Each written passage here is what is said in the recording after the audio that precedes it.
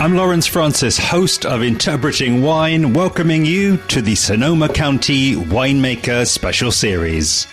Across these 4 episodes, recorded in January 2023, we'll be exploring the modern Sonoma County scene in the company of 4 respected producers, giving you the most up-to-date exploration of the region available anywhere in podcast format. Make sure you're subscribed to be alerted when new episodes go live. We close out the Sonoma County Winemaker series today in the company of James Hall of Patz Winery. James tells us his origin story and takes us inside the early days at Patz Hall, before giving us a deep dive into the golden age of California Chardonnay. He talks wine pricing, discusses the keys to their long-term success, future growth and exploration of new sites, and takes us virtually inside their Patz Hall tasting room. Enjoy. I started becoming interested in wine working as a waiter in a small town on the California coast called Santa Cruz, where I grew up.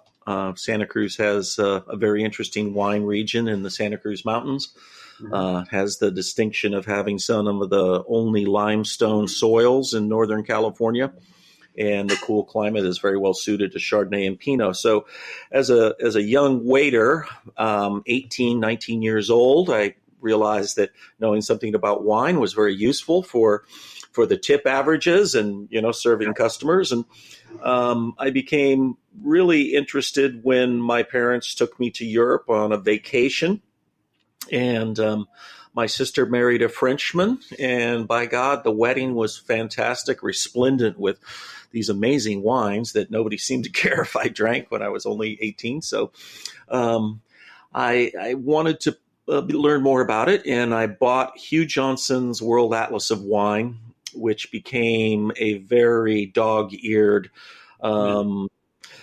seminal font of information for me. And as I was serving wines, I would follow them in the book and try to place them in some context. And I realized that wine was so much more than just pulling a cork and having somebody go, "Oh, that's nice." And I was attending UC Santa Cruz as an anthropology major. And as I looked at my upper division coursework, the enthusiasm to become an anthropologist was fading, shall we say. And my father, who happens to be a professor of English literature, pointed out that the UC campus has a transfer policy that you can transfer to any UC campus, University of California, in the state, so long as the major, accepts you. So I went to the library, looked at all these different majors, and I came across UC Davis, and they had a viticulture and enology program. And I was absolutely gobsmacked that you could go to a 4-year institution and study winemaking. I thought that was more or less something you had to do, when your father owned a vineyard. And it dawned on me that, this would be a really interesting thing for me to do. So I transferred to UC Davis and studied fermentation science for 3 years. And that really set the hook. I was absolutely determined to get a job in the business. So I took a quarter off while I was studying and worked in the Santa Cruz Mountains, where we made Chardonnay, Pinot Noir, Riesling, Cabernet. They had an estate vineyard that was 50% Cabernet and 50% Riesling, which tells you kind of the state of affairs then. But the whole thing pretty much convinced me that it was a fascinating field. So in 1983, I moved to Napa, and I became the assistant winemaker at Flora Springs Winery, a Cabernet house, but they also had a barrel fermented Chardonnay program. And at the time, they had a national sales manager, and his name was Donald Patz. So Donald and I met. in 1984, and we'd sit around the tasting room after work, and we'd be drinking wine, and we'd pull wines out of our cellar, and we'd prattle on and pull out Hugh Johnson's book and talk about all these esoteric subjects. And it got to the point where we came up with probably 30 different ways to improve the Flora Springs wines, and they were having none of it. The winemaker, who was a brilliant guy, had spent years making Napa Cabernet, had worked for Heights Vineyard, extraordinary mentor of mine who I owe a huge debt of gratitude to, was having none of our wacky Burgundy ideas about malolactic and surly aging and all this other stuff. So I changed jobs. I became the winemaker at a estate in Rutherford called Honig Cellars. And Honig's estate vineyards were Cabernet and Sauvignon Blanc. And in my third year there, I went to them and said, hey, we do a lot of this work for other wineries to fill up the winery. How about you let me make my own wine here? And they said, well, that's fine. We're not going to give you a raise. We love that part, but you can't make Sauvignon Blanc or Cabernet. And I was like, well, that's fine. We're going to make barrel fermented Chardonnay. So in 1988, we started Patz & Hall, and it was based on these somewhat naive notions that if you had Francois Frere barrels and cool climate Chardonnay, and you picked it at the appropriate bricks and malolactic fermentation, you could achieve these sort of Burgundy-like wines that, we naively had visions of grandeur, but, we started the company with $5,000 each, and we thought, well, we're going to make a couple hundred cases of wine and have fun and go to parties, and people will say how good the wine is, and we'll keep our day jobs. And so that's what we did. And the 88 was very successful. It was a really fine wine. And at the time, there were not many wineries exploring single vineyard barrel fermented Chardonnay. There was Kistler Vineyards, which was still is an iconic brand that had a huge influence on us. There was Acacia Winery. There was William Sellium. There was a handful of wineries that had, I would say, adopted the Burgundy model. And it just seemed like people were eager to try something new from California. And so we were able to expand production slowly. We didn't need any tanks because it was all made in barrel. And we continued to produce Patz & Hall wines at Honig Cellars for 18 years. So we were a very interesting business structure. We had 4 partners, the husband and wife team of Donald and Heather Patz, and then Ann Moses, my partner, and myself. And 3 of us had experience in the wine business, and we basically had no employees, no winery, and no vineyard.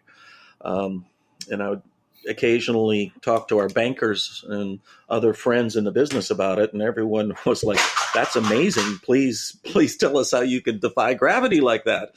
And it proved to be a very successful business model. We did not have to acquire partners or debt. We were debt-free for the first 18 years, and it allowed us great opportunity to explore different vineyard sites.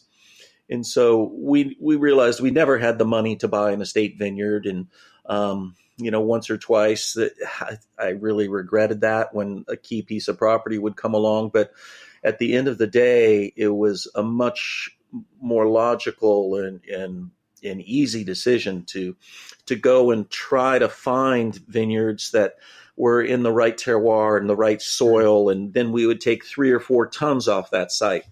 And the commitment was, superficial at best, right? If we didn't like the wine, we'd sell it in bulk. If we liked it, we'd sign a long-term grape agreement to access the fruit for years, in some case decades.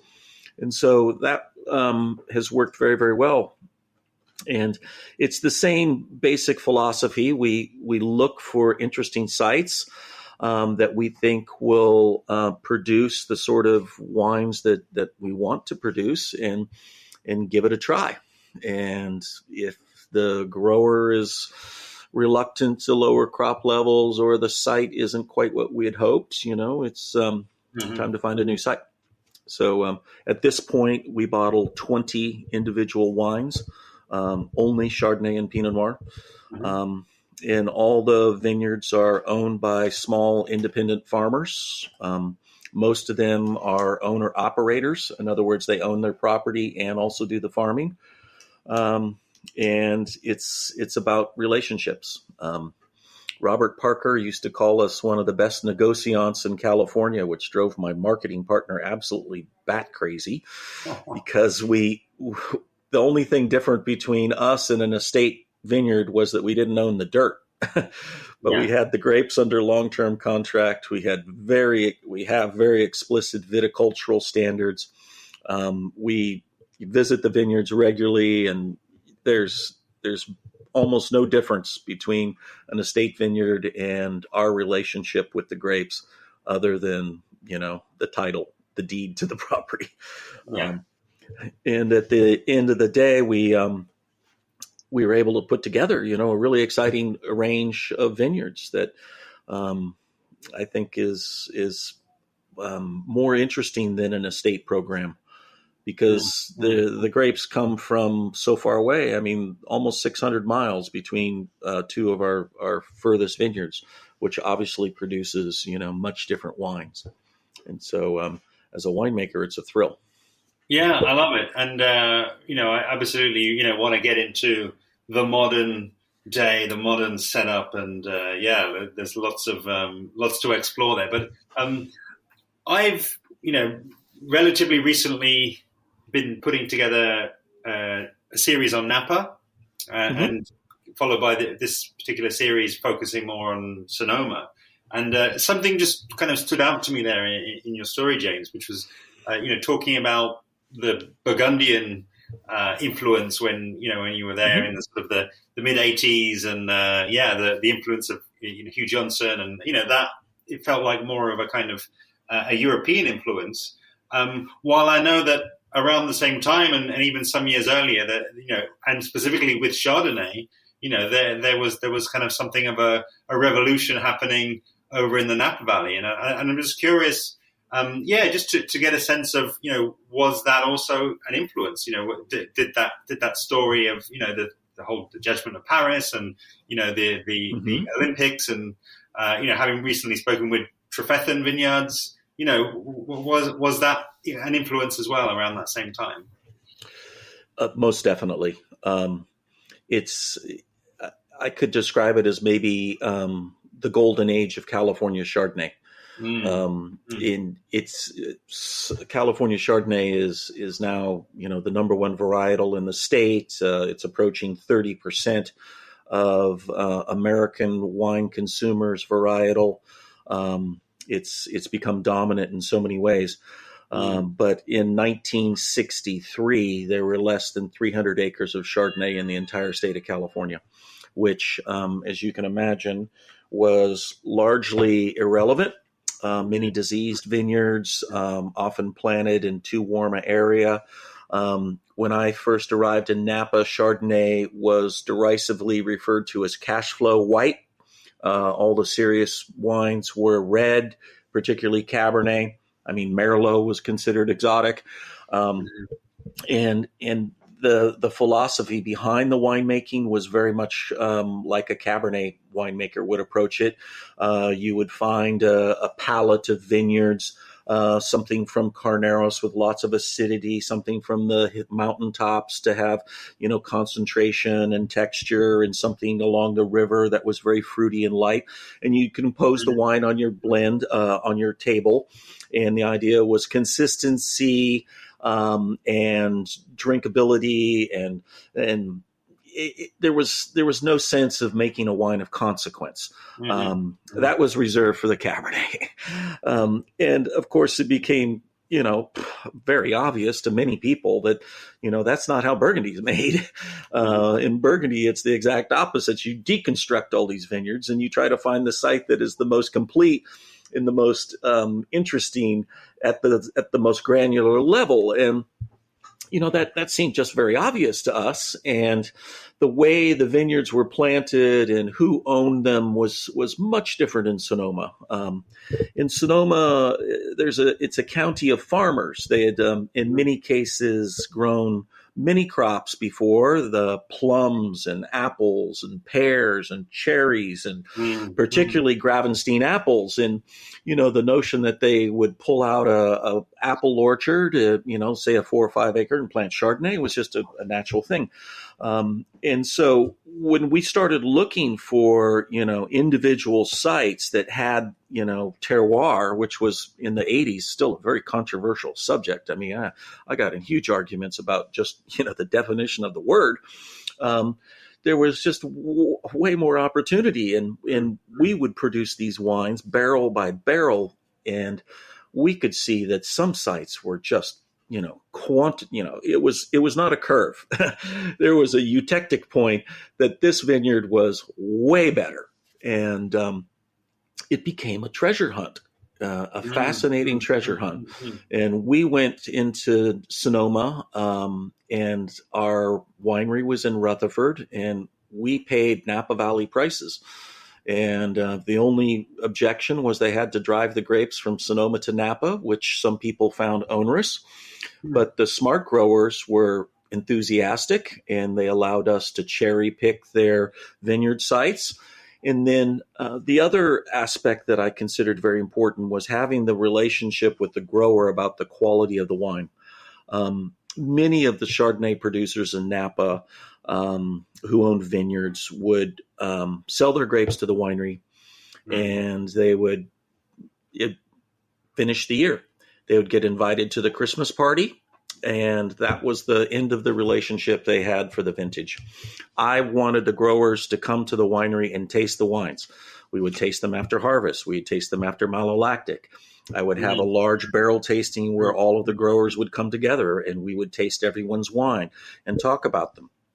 We discussed clones and leafing strategies and picking times and barrel compatibility and ability to go through malolactic and all these other issues. And many of the growers that I worked with were not wine people at all. They would occasionally have a glass of wine, but they didn't have a wine cellar. They hadn't traveled to Burgundy on vacation other than maybe passing through Beaune for a day or two. And so it became an educational imperative to bring the growers to a point where not only did they appreciate what they were doing in the field, but they could become fully invested in the quality proposition. And that was obviously good for their vineyard, because when I bottled a single vineyard wine and charged, luxury prices, let's be real, $50 bottles of Chardonnay in California are still kind of a rarefied price point. And then put the family vineyard name on the label, it was important to them to maintain quality. They were really invested. And so that became, really almost like a Burgundy model. It was a long-term relationship with a specific piece of dirt. And that attitude is now, very prevalent. I think in Sonoma, there's so many small independent producers that are winemaker owned, family businesses, maybe 20,000 bottles. And that attitude is really what controls the top end of the market.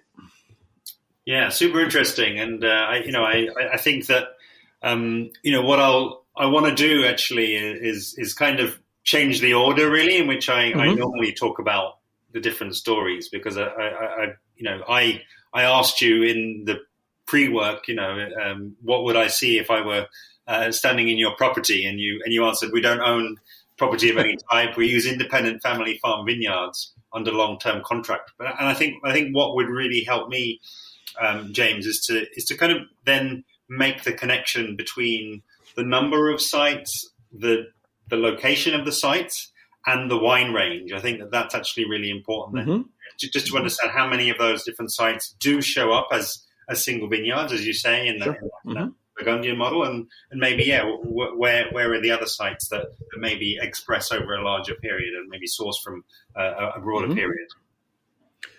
So the number of vineyard sites we work with is over 35 individual vineyard sites. That's managed by almost 20 independent growers or owners.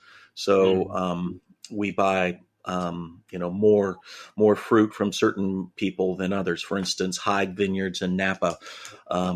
We have 3 blocks of Chardonnay and 3 blocks of Pinot Noir that are all picked separately and fermented separately. And then we compose the single vineyard blend from the various aliquots. This case in Sonoma is the same with, say, Dutton Ranch. That's our largest single vineyard producer. They have almost 1,000 acres of vineyard put over several different ranches. And so we'll buy fruit from 1 or 2 of the ranches and then select the single vineyard from that. All the rest are very precise parcels, usually a single block. Such as Pizzoni Vineyards is a section of rows. We always maintain contracts for rows and individual vines. We don't buy by the ton. We don't just take, a truckload of grapes out of that field. It's something that we monitor, regularly, and those same rows are hopefully in the portfolio for many, many years. So out of all of those different blocks, it's 12 different Pinot Noirs. One of those Pinot Noirs is called Sonoma Coast Pinot, and that is more or less our village level, where we will take single vineyard wines that either that do not go into the single vineyard blend. So perhaps it's a different barrel scheme, or we simply have too much wine. And we don't want to, upset the market by doubling production or something like that. And so we'll take that and put that into our Sonoma Coast Pinot Noir and Chardonnay. So those are cuvées. And that is the only real blending that goes on, other than the barrel selections for the single vineyard sites. And it's not particularly complicated. Just to tell a story once about visiting Burgundy, I was in Vosges Romanée, and I was talking to a producer, and I was explaining, how amazing the wines were, and how, obviously the viticulture must be just, so challenging. Pinot Noir is the most difficult variety to grow, and his wines were absolutely at the pinnacle. And he looked at me and said, "What are you talking about? I mean, growing Pinot Noir is easy." And I'm like, "Oh, it's easy in Vosges Romanée." And it struck me that this reputation that Pinot has for being so challenging was really a discussion about challenging sites, not the grape itself being challenging. And so I've always had a very reductionist, minimalist winemaking approach: native yeast, unfiltered wines, limited editions, if any. And I realized if the vineyard relationship didn't work with my winemaking, it wasn't necessarily a problem with my winemaking. It was like, hey, this vineyard doesn't respond to these techniques that I think maximize terroir and flavor and ageability. So, maybe it's the site. And so the viticulture on our vineyards is very straightforward. You prune it, you shoot thin, you adjust the crop, you pull a few leaves, you spray it, you pick it. It's that simple. And so maybe it's a lazy streak that I have, but the best wines, there's that old saw, the great wines make themselves. And I'm looking for sites that, I don't have to interfere with. But as you can tell, with 12 different Pinot Noirs and Chardonnays, 8 Chardonnays, I do have a vineyard problem. I can't tell you how many times I've met people and they go, "Oh my God, I love your wines. I just had one of your wines last week. It was a Chardonnay." And I, great, which one? And they're like, well, and I start naming them off, and they're like, yeah, that's it. So at this point, I don't even ask them which one they had because it's too embarrassing. Just the fact they liked it and it made an impression is good enough. But it's if you come to our tasting room in Sonoma, which is an absolutely beautiful villa, we can taste wines till you're blue in the face. And it's fun because it's a bit of a geography lesson. The range in the terroir, the soils, the climate are all very, very different. So it's really fun to have, 8 or 10 wines in front of somebody and explain the history of it all. Also, something that you said earlier, James, really caught my attention, which was when you spoke about the price of a $50 Californian Chardonnay. I wonder if you would expand on that, because I know that you're currently exporting at least to the UK and potentially to several other countries. So just maybe to take us inside, what it was that was sort of behind that thought and what you're seeing really when you step out into the market on the other side of the pond. Well, pricing, of course, is a very, very challenging subject when it comes to wine because what the consumer pays is, of course, a fraction of what the winery charges for the wine, and particularly if it's exported. And so, particularly export pricing can appear, a bit unreasonable, frankly. But by the time you pay 3 or 4 people in the middle of the transaction, it does make sense. When we first started the brand, as I mentioned, we didn't have any money. And one thing we were intent on doing was making the best possible wine we could find.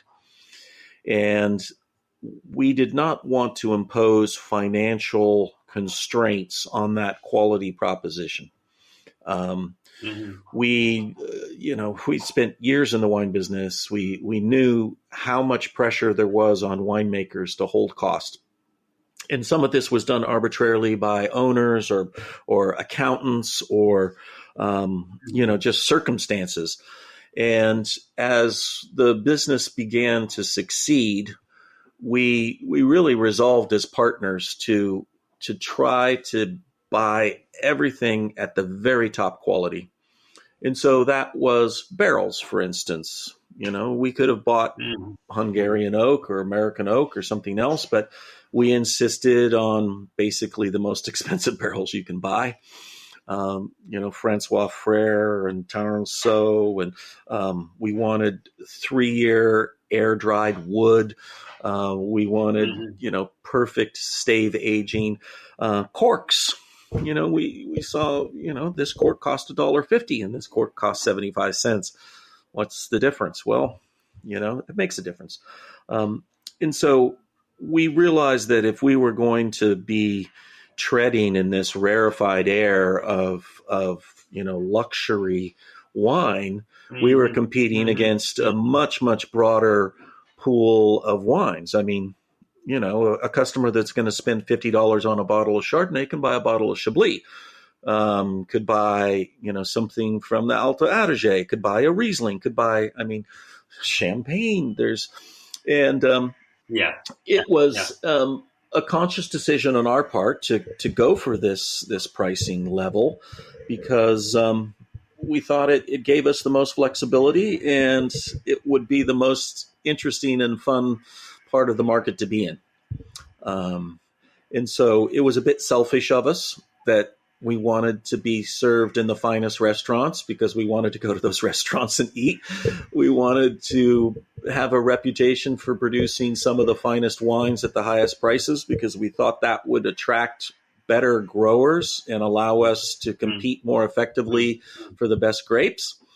And so it made a lot of sense. That said, the price is challenging, and we're working on that. We're trying to make our Sonoma Coast Chardonnay at a more affordable price point as we've changed our ownership recently in 2016.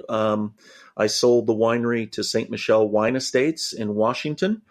And with their capital and marketing support, we're going to be taking a long-term, by that I mean 7 to 10-year program to increase our Sonoma Coast Chardonnay and to produce that at a lower price point.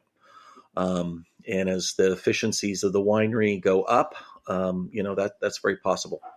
So pricing is, of course, very, very challenging in the market, particularly with Chardonnay. Every segment of the market is absolutely chock full of brilliant wines at very competitive prices.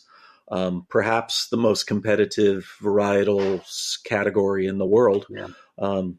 And so the fact that we've survived at this price point, I'm very proud of, because there's a lot of people that would like to sell $50 bottles of wine that can't. Maybe they can do it out of their cellar door, but it's not necessarily the common thing.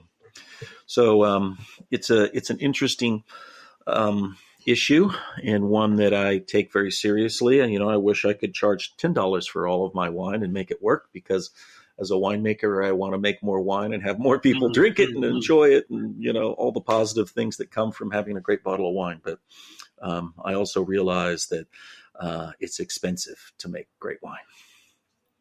Yeah. And I've got to ask, because again, I get to speak to a lot of winemakers, and but people also on the other side, buyers, sommeliers, retailers. What do you? And I just love that phrase of we're still here, we're in the market. We've been obviously making a quality product, selling it at that premium price that it warrants. And I'm just curious, could you maybe give us a little insight into that? Like what has the key thing been? Communication? Has it been relationships? What do you kind of look back on and kind of pick out as some of the key themes of that success over an extended period of time? There's probably 3 keys. One, we established ourselves in the market early. My partner, Donald Patz, a keen marketing mind.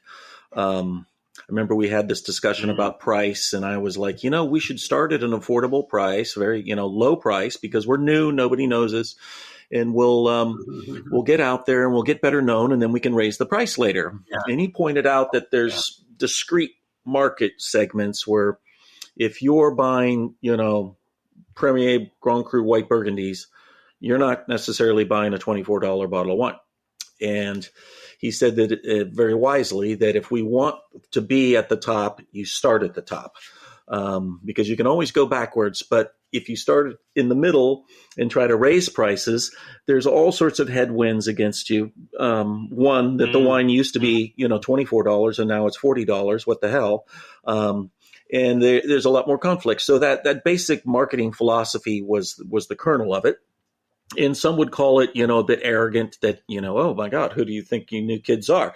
But we felt we had the quality in the bottle, which gets to my second point, that you have to have the grapes. It is not a marketing exercise. Right. If the label is stripped off and you pour the wine for a sommelier, double blind, it should be good enough that they expect that price. If you say the price and they go, oh, you gotta be kidding me. That doesn't happen very often.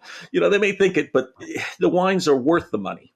And that's a point that I think sometimes gets missed, that, you can make these brilliantly packaged, wonderful wines that have time in the sun that everyone thinks are fantastic. But if the quality's not there, then, it's a vacation in Ibiza. It's not a multi-generational brand.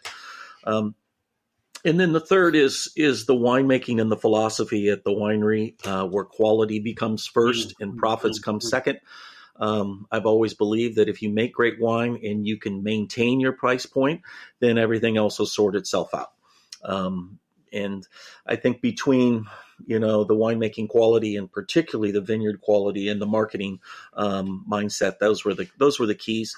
And it's a three-legged stool. And as long as we can maintain those three things, I think it's going to continue to be a success. Obviously, the big issue, particularly with Chardonnay, is staying on vintage. There's lots of luxury Chardonnays where they sell fantastic for 3 or 4 years, and then suddenly things go a little bit soft, and now the wine's getting long in the tooth, and the distributor's like, I don't want to buy 3-year-old Chardonnay from you. And suddenly you go, well, I'm going to discount it because I got to get rid of it. And now you're in, cut cases at the end of the row, previously $50, now $32. And, it's a little bit like chutes and ladders. You can go all the way down in a big hurry. And, it's an issue. We do not have, Grand Cru vineyards that, have been, stamped with official pedigree. Yeah. And it is one of the most challenging things in our business anyway is keeping our eye on that prize. And being able to carry the quality is obviously critical to that.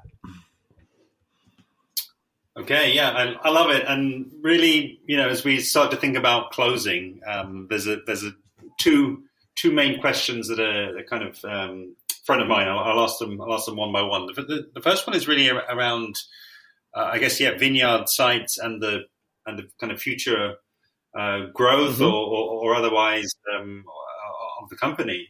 Because it's you've painted this picture of, as you say, kind of getting out there, exploring these sites. In some ways it is a very romantic image because, I've been speaking with people in the series talking about technology and, digging boreholes and mapping and, all of these sorts of things, which I also love. But it sounds as though, you've taken a much more sort of hands-on approach to, discovering those plots by picking the fruit and vinifying it and tasting it and, building those relationships. So I'm just curious, what would be the sort of future plans for, are you continuing to explore? Are you still on the lookout for new sites? What does that part of the business look like? Well, yes, we are. The short answer is I try new sites every year.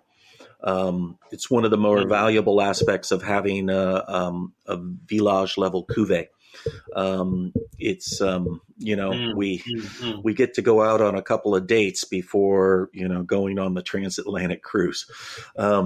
It's the other aspect is exploring long-term leases. So we've started leasing property, and we're actively considering purchasing property now that we have a 7 million case winery at our back. It's filling the sales and allowing us to do things that were frankly never an option for us when we own the company independently.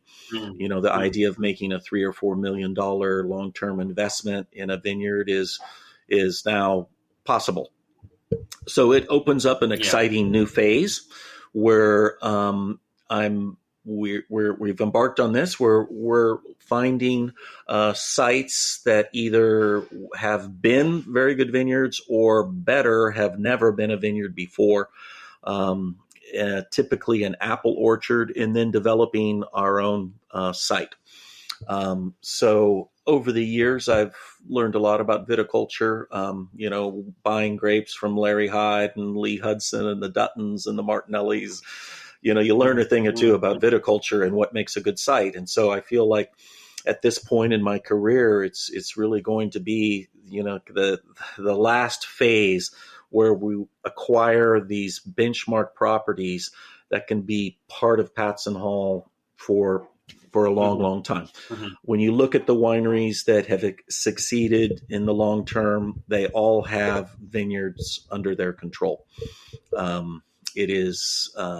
it's it's essential to the long-term health of the business. And our new owners realize this. They want to create a more stable, profitable Patz and Hall in the future. And I'm excited to plant vineyards using, my long, hard-won viticultural experience. And so we harvested the first grapes from our first 14-acre lease this year. And it's bloody fantastic. It's like, I'm so absolutely thrilled. It's at this point not the best wine in the winery. It's got some real stiff competition, but it's in that caliber, which is absolutely essential. We can't just buy a vineyard and it be like, oh, here's our estate site, and everyone goes, yeah, nice. How about that hide, huh? And so it's thrilling to see that come to fruition. And winemaking is a patient process. I make sparkling wine as well, and we're currently on tirage for 5 years. I've learned that the good things come slowly in this business.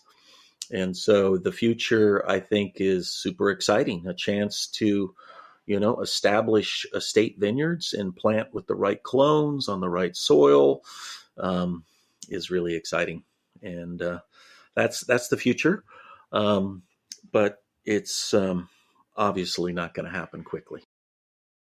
Amazing. And final question from me, and I'm going to just make an assumption, and you correct me or otherwise. But it sounds as though via the setup that you've got there, there isn't a tasting room, there isn't a winery, there isn't a place to kind of meet you, which I think that the listeners may well want to do. So please, just in closing, tell us around. Is there an opportunity to meet you at some point? Continue the conversation and be that in person or online. So we do have a tasting room. It's just up the street from the winery. We call it the Sonoma House at Patz and Hall. It's a villa, really.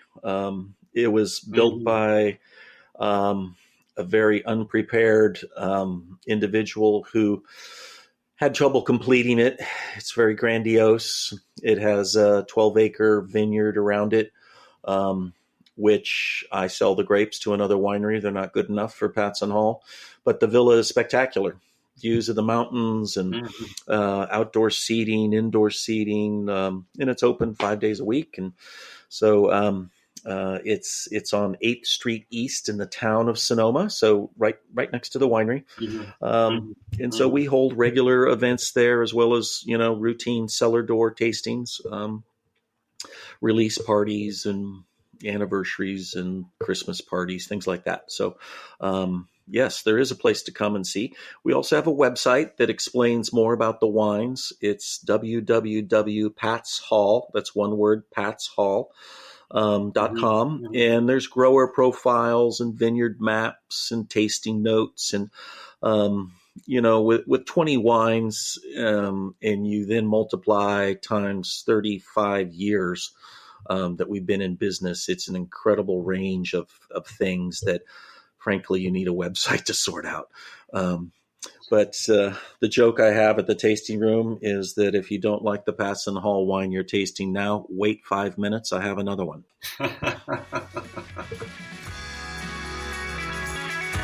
A huge thanks to today's guest, James Hall of Patz and Hall Winery. Do be sure to visit patshall.com, where you can learn more about the project and find their main social media handles. Please do help to amplify this episode and the series by sharing the direct link, which is interpretingwine.com/500. You can also find links to all episodes from the series in the description below. And of course, I'd love to have you following along with me on social media, where I'm at Interpreting Wine on Instagram and Facebook, and at Wine Podcast on Twitter. That brings the Sonoma County Winemaker special series to a close for now. All that's left is to say a huge thank you to all 4 series guests. And of course, to you listeners who followed along with me on this journey to episode 500, there's of course loads more to come, and I'm just getting started. So make sure you're subscribed to be alerted when the next series goes live. See you then.